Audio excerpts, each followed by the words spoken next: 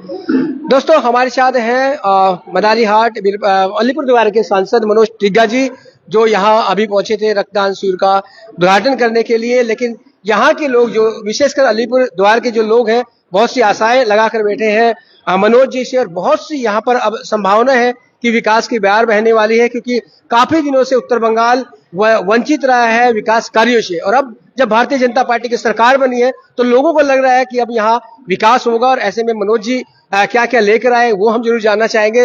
मनोज जी, बहुत बहुत स्वागत है खबर समय में आपका। धन्यवाद। सबसे पहले हम यही जानना चाहेंगे कि अब बीरपाड़ा में खड़े हैं तो यहाँ की एक समस्या, तो यहाँ लोग कहते हैं कि फ्लाईओवर जो है रेलवे स्टेशन के यहाँ पर, इस फ्लाईओवर की बहुत बड़ी समस्या है, तो क्या इसका निर्माण का जल्दी चालू होगा सर?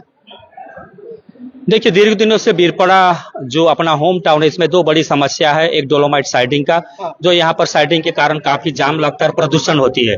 यहाँ पर दिन प्रतिदिन गाड़ियों की संख्या बढ़ती जा रही है, चाहे छोटी गाड़ी हो बड़ी गाड़ी हो, और इसकी संख्या बढ़ती जा रही है। इसके कारण भी ट्रैफिक जाम होता है। तो दो चीज यहाँ पर करना अति आवश्यक है। एक डोलोमाइट साइडिंग यहाँ से लेकर के आपका हिमालय होटल के सामने, मुजनाई के सामने, और दूसरा फ्लाईओवर का निर्माण।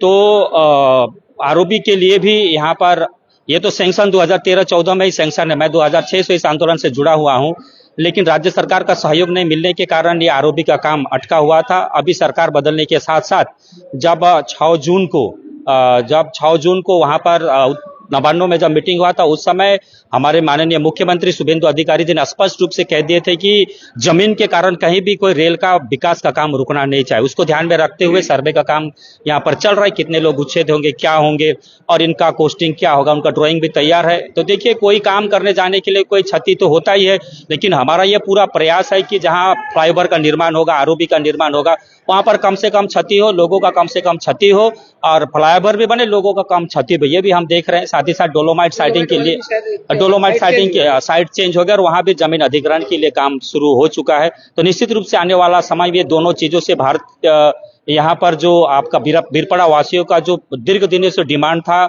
जो मांगे थी कि ये दो चीज का यहाँ पर काम होना चाहिए, निश्चित समय में आने वाला समय ये दोनों चीज से, एक प्रदूषण से, दूसरा जाम से, दोनों से यहाँ पर मुक्ति बीरपाड़ा वासियों को मिलने वाली है। सर, एक समस्या और है, पूरा क्षेत्र आप जानते हैं चाय बगान का क्षेत्र है, और आप भाजपा ने कहा भी था अपने घोषणा पत्र में कि चाय बगान के जो मजदूर है उनकी मजदूरी जो है बढ़ाई जाएगी। अभी तक फिलहाल तो नहीं बढ़ी, क्या संभावना लग रही है? देखिए, विगत 34 साल में भी चाय उद्योग को विशेष रूप से वामपंथियों ने ध्यान नहीं दिया। एक के बाद एक चाय बागान बंद हुए हैं। लगभग 40 से 50 चाय बागान उस समय बंद हुए थे, और उसके बाद बड़े आशा के साथ में 2011 में यहाँ पर टीएमसी की सरकार बनी थी। लेकिन वामपंथी ने जिस कदम पर चल रहे थे, उसी नक्शे कदम पर चलते हुए इन्होंने भी चाय उद्योग के कोई विशेष ध्यान नहीं दिया। इनके समय में भी बहुत सारे चाय बागान बंद हो गए, अभी भी चाय बागान बंद पड़े हुए हैं। जैसे यहाँ पर देखें तो मधु चाय बागान बंद है कालचिनी में। इधर यदि आप मादारी हाट में आए तो रामचौड़ा लंकापड़ा बंद है। आप यदि नागराकाटा विधानसभा में जाए तो चामुर्ची आमबाड़ी रेड बैंक दीर्घ दिनों से बंद है।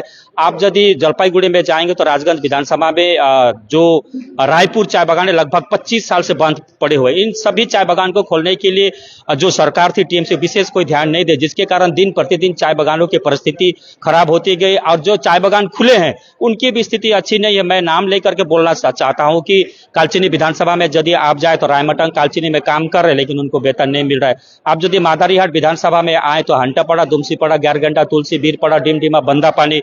आप यदि नागराकाटा विधानसभा में जाएं तो वहां पर आपका किलकोट चाय बागान है, नागेश्वरी चाय बागान है, बागराकोट चाय बागान है, मानाबड़ी चाय बागान है। आप यदि इधर जाए तो नागराकाटा में तोतापाड़ा चाय बागान है, वहां पर वेतन नहीं मिल रहा है। आपका देवपाड़ा चाय बागान है।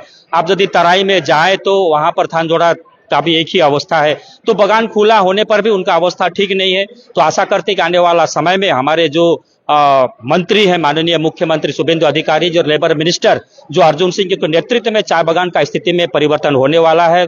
जो 2021-22 में हमारे फाइनेंस मिनिस्टर निर्मला सीतारमण जी ने चाय उद्योग के लिए जो 1000 करोड़ रुपए का जो घोषणा की थी, वह आसाम सरकार ने 686-87 करोड़ रुपया का तो अपना काम में लगाया।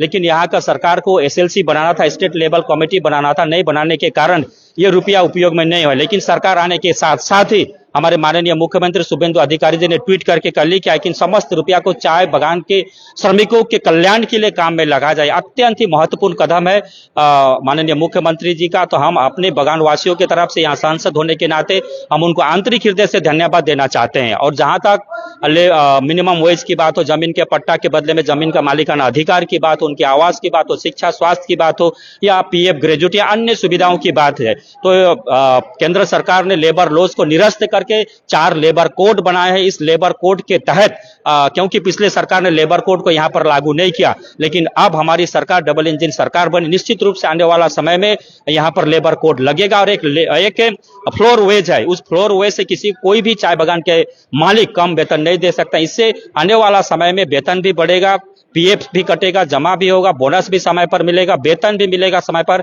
ऐसी पूरी संभावना है। आशा करते हैं कि डबल इंजन की सरकार के नेतृत्व करने वाले हमारे शुभेंदु अधिकारी जी का नेतृत्व हाथ से ही बागान का कायाकल्प होगा और उनका भविष्य भी सुधरेगा। मनोज जी, आपने कहा कि डबल इंजन की सरकार है और यहाँ की जो जनता है, विशेषकर अलीपुरद्वार की जनता है, आपको बहुत डबल प्यार दिया है। आपको विधायक भी बनाया 3 बार, साथ ही आपको एमपी भी बनाया है और आपकी तरफ आस भरी निगाहों से देख रहे हैं। आपने इतनी समस्याओं का जिक्र किया, एक समस्या और भी है यहाँ के स्वास्थ्य को लेकर। एक अच्छा हॉस्पिटल, मेडिकल कॉलेज टाइप का यहाँ पर नहीं है, ऐसे में यहाँ पर एम्स भी आने की बात हो रही है, तो क्या संभावनाएं लग रही है कि क्या यहाँ पर होगा एम्स यहाँ इस इलाके में आने की संभावना, या फिर कोई बढ़िया हॉस्पिटल जो यहाँ के लोगों को मिल सके स्वास्थ्य चिकित्सा?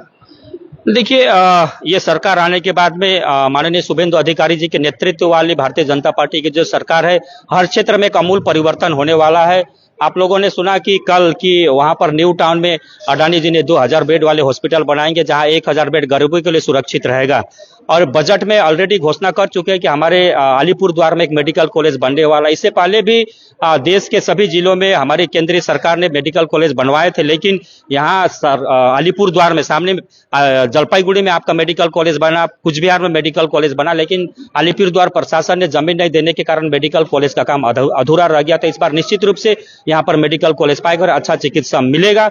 और आने वाला समय में हम बीरपड़ा जो स्टेट जनरल हॉस्पिटल, उसमें भी काफी सुधार लाएंगे, ताकि इलाका में रहने वाले जो चाय बागान के श्रमिक है और आसपास में जो बागान बस्ती और बनबस्ती में रहने वाले, उनको इनका लाभ मिलने वाला है। और शिक्षा स्वास्थ्य में आमूल परिवर्तन निश्चित रूप से होने वाला है और एम्स तो निश्चित रूप से होगा। ऑलरेडी हमारे जब सरकार नहीं थी तब हम लोगों ने शुरू में क्या दिया था, उत्तर बंगाल को एम्स मिलने वाला है, एआईएम मिलने वाला है, कैंसर हॉस्पिटल मिलने वाला है, आईआईटी मिलने वाला। निश्चित रूप से आने वाला समय में उत्तर बंगाल में कायाकल्प होगा। और विशेष नजर जो विगत 50 साल वामफ्रंट के 35-34 साल और टीएमसी के 15 साल में जिस प्रकार से उत्तर बंगाल को दबा करके रखा गया है, वह निश्चित रूप से उससे मुक्ति मिलेगी। और विशेष नजर हमारी सरकार की है, इसलिए तो 10-10 मंत्री मिले हैं यहाँ पर। निश्चित रूप से उन मंत्री के नेतृत्व में हम कह सकते हैं कि शुभेंदु अधिकारी जी और पार्टी का विशेष नजर उत्तर बंगाल के पिछड़े इलाका में, चाय बागान इलाका में, इसलिए अधिक से अधिक मंत्री भी दिए और विशेष योजना भी यहाँ पर लागू होने वाली है। इसका सबसे बड़ा उदाहरण, जो नॉर्थ बंगाल एनबीडीडी को पहले 700-800 करोड़ रुपया मिलता तो उसका 50-60% रुपया खर्च होता था, लेकिन इस बार 1800 करोड़ रुपये से भी ज्यादा दिया गया। इससे स्पष्ट एक संदेश जाता है कि हमारी सरकार, डबल इंजन की सरकार का नजर विशेष रूप से उत्तर बंगाल वासियों पर है। हासीमारा एयरपोर्ट कब शुरू हो रहा है? देखिए, हासीमारा एयरपोर्ट का ऑलरेडी जमीन अधिग्रहण करने का ये आपका जो बजट कैटेगलेंस होता है वहां दे दिया गया। जमीन का माप जो का काम भी चल रहा है। निश्चित रूप से कुछ समय में जमीन का अधिग्रहण करके एविएशन डिपार्टमेंट को सौंप दिया जाएगा, ताकि वहां पर अलग से टर्मिनल जल्द से जल्द टर्मिनल का काम जो है जल्द से जल्द शुरू हो सके। Thank you Manoj.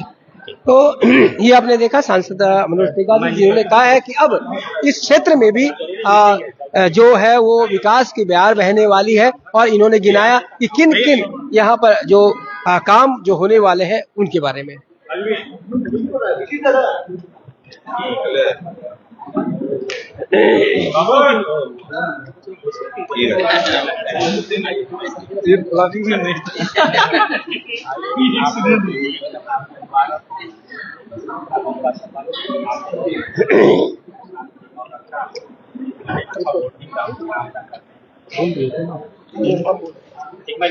तो दोस्तों, ये सीधी तस्वीरें बीरपाड़ा से जो हम आपको दिखा रहे हैं, और यहाँ पर हमने बात की यहाँ के अलीपुरद्वार के सांसद मनोज तिवारी से, जिन्होंने बताया कि यहाँ पर अब किन किन क्षेत्रों में विकास होने वाला है। बीरपाड़ा में फ्लाईओवर बनने वाला है, जल्दी ही एक मेडिकल कॉलेज स्तर का एक हॉस्पिटल यहाँ बनेगा। मजदूरी जो है चाय बगाने की, उसे भी बढ़ाने पर उनको पूरा ध्यान यहाँ पर दिया जा रहा है, और साथ ही उन्होंने कहा कि जल्द ही हासीमारा एयरपोर्ट भी चालू होगा। तो बने खबर समय पर और देखते रहे खबर समय, हर समय खबर समय। धन्यवाद।